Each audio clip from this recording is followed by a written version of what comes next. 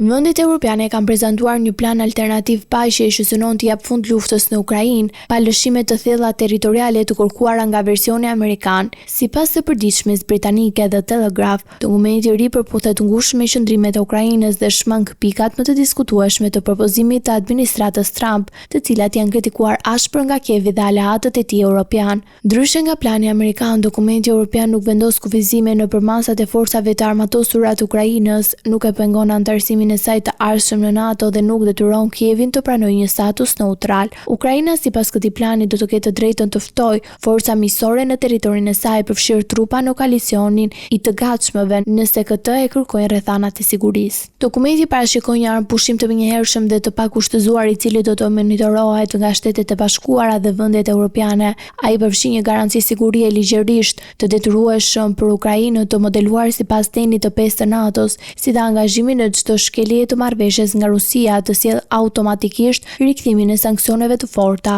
Plani evropian po ashtu refuzon të lëshim territorial, çështjet kufitare do të trajtohen vetëm pas vendosjes së armpushimit përmes një procesi diplomatik. Ai synon rikthimin në kontrollin e Ukrainës të centralit bërthamor të Zaporishës dhe të digës Kakova, si dhe kërkon restaurim të plotë të kompensiv për dëmet e luftës, duke përfshirë përdorimet e aseteve të ngrira ruse. Në kontakt të plot, plani amerikan i propozuar nga Donald Trump parashikon që Ukraina të tërhiqet nga zonat e Donbasit, që sot kontrollohen nga Kievi, të zvogëlojë arsenalin nga ushtria e saj dhe të lehtësojë disa nga sanksionet kundër Rusisë. Këto kërkesa janë cilësuar të rrezikshme nga shumë partnerë perëndimor, të cilët i kanë parë si një formë presioni ndaj Kievit për të pranuar kushte që favorizojnë Moskën.